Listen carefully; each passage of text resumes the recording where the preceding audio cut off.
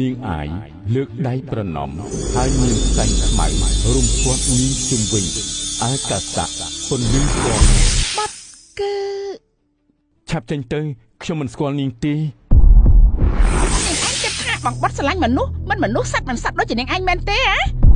នាងជាបិសាចគ្មានអ្នកណាស្រឡាញ់នាងទេមកទៅនាងបិសាចមុនខ្មៅ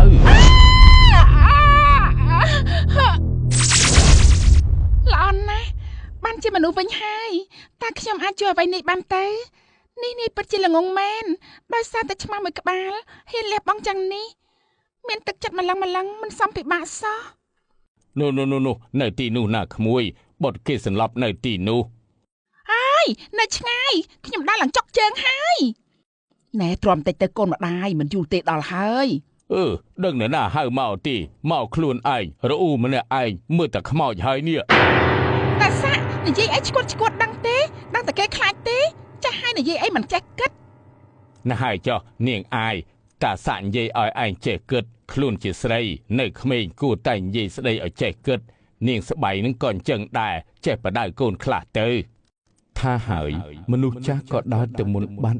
ទុកឲ្យពីអ្នកម្ដាយកូននៅឈររអ៊ូដូចឃ្មុំហើយអញនៅមិននៅឲ្យពួកគេនេះមកជេរឯងលេងមិនបាត់មួយម៉ាត់សោះនៅរអ៊ូនឹងទៅបើស្រឡាញ់គេក៏ដើរតួល្អទៅក្មួយបុតនឹងស្រឡាញ់ឯងដល់ងាយហើយហើយអញចាប់ណាស់ម៉ែនេះម៉ែជេរខ្ញុំមែនម៉ែកាន់ជើងពួកនោះមែនខ្ញុំជាកូនស្រីតែម្នាក់របស់ម៉ែណាមីងស្បៃហួសចិត្ត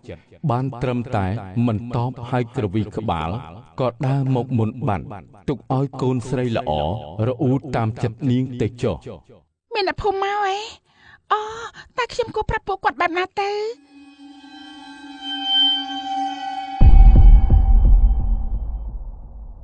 យាយហើយនាងជាណាឬជាព្រាយខ្លានៅក្នុងព្រៃចង់ស៊ីក្មួយបុតណែពួកយើងយកភ្លើងមកឲ្យលឿនឡើងទេអំពូមីងលោកតាលោកយាយខ្ញុំមិនដូចអ្នកទាំងអស់គ្នាគិតទេឯងជាណាតាដឹងតែថាមិនបានជាមករកចៅបុតទៅវិញឯងមិនខ្លាចមានបាបទេអីនេះតាមិនដឹងថាខ្ញុំជាណានាងជាណាតាជាព្រាយខ្លាមែនទេតាសាក់បើព្រាយខ្លាមែនស្មានថាយើងគ្រប់គ្នាអាចឈរនៅទីនេះបានអីសូម្បីតែចៅបុតក៏មិនឃើញផងហើយនេះនាងជាណាមិនក៏មកអង្គុយក្បែរបងបត់របស់យើងទៅវិញណាចាញ់ទៅនាងជាអ្វីនឹងបរិះម្នាក់នេះយើងជាអនាគតប្រពន្ធរបស់គាត់ហាមនាងមកឲ្យដៃឲ្យព្រាយបងបត់ជាដាច់ខាតមុនធីតាស្ដាប់ហើយមុខក៏ស្រពោនតែមិនបានតបអ្វីទាំងអស់គ្រប់គ្នាជួយយកក្មួយបុតទៅផ្ទះនិងអាលដាំថ្នាំសង្កូវឲ្យគេផឹកផងក្រៃលុះឆាប់ដឹងខ្លួនក្មួយស្រីនិយាយអញ្ចឹងក្មួយមានឃើញឆ្មារបស់ក្មួយបុតទេពូចាំថាវានៅក្បែរបុតពេលដែលបុតចេញទៅគឺអត់បានឃើញទេពូសង្ស័យថាវារត់បាត់ទៅហើយទេដឹងចៅស្រីតើចៅចង់ទៅជាមួយទេចាលោកតាទៅខ្ញុំមិនឲ្យទៅទេនាងជាស្អីបានជាត្រូវទៅផ្ទះបងបុតនោះហើយចុះឯងជាស្អីនឹងចៅបុតមានសិទ្ធអីមកហាមគេនោះលោកតានាងថានាងជាអនាគតប្រពន្ធរបស់បរិះម្នាក់នោះហើយនាំគ្នាស្អីចាំមើលតែបងបុតដឹងខ្លួនទៅក្មួយស្រីកុំទៅជឿសម្ដីនាងអាយអីវាតាមក្មួយបុតយូរហើយតែក្មួយបុតនឹងមិនស្រឡាញ់នាងនេះតាមគេស្អិតជាងតុកកែទៅទៀតហើយមិនប៉ាត់ទេពួកឯងមិនដឹងច្បាស់កុំចេះតែនិយាយបងបុតណាស្រឡាញ់យើងមានតែយើងទេដែលមានសិទ្ធិរៀបការជាមួយនឹងបងបុតបានហើយនាងអាយអញខ្មាស់គេណាម៉ែក្រមែនតែមិនដែលបង្រៀនឯងឲ្យចេះលុបលុនឈ្នះនេះអ្នកណាទេមិនបានទេមិនបានជាឯងទៅជាបែបនេះទៅវិញហ៎ពួកគេនាំគ្នាគ្រាកលបុតចូលទៅភូមិដោយមិនខ្វល់នឹងពីរអ្នកម្ដាយកូននេះបន្តិចទេមិនយូរទេគេនឹងដឹងខ្លួនកុំបារម្ភអីណាចៅតែថាប្រាប់បានទេថាចៅជាណាមកពីណាបានជាមកដល់ទីនេះចាស់លោកតារឿងគឺបែបនេះខ្ញុំជាបុត្រីរបស់ស្ដេចនៅនគរឆ្ងាយតែដោយសារតែជាប់បណ្ដាសាខ្ញុំក៏ត្រូវដើរផ្សងព្រេងរកបរិះណាម្នាក់ហ៊ានរៀបអភិសេកជាមួយខ្ញុំស្មោះអស់ពីចិត្ត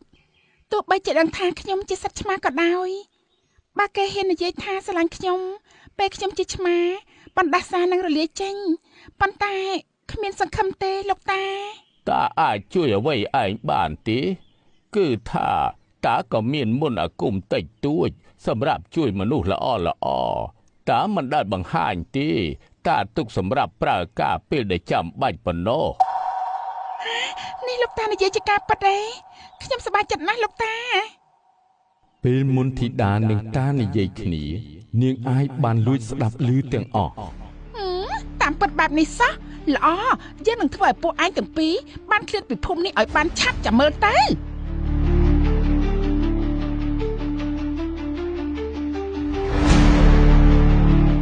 ណែនាងអាយ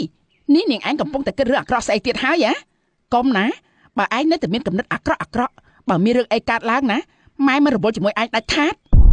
ដឹងស្អីទេម៉ែមកនិយាយលើកណាជេរតែខ្ញុំឆ្ងល់ណាស់រាល់ថ្ងៃនេះខ្ញុំជាកូនម៉ែឬក៏នាងស្រីចម្លែកនេះជាកូនម៉ែទៅនាងអាយនេះម៉ែវាយខ្ញុំម៉ែឈប់ស្រឡាញ់ខ្ញុំហើយខ្ញុំស្អប់ម៉ែអើយខ្ញុំបានធ្វើស្អីមុននេះពុទ្ធអើយអាយម៉ែសុំទោស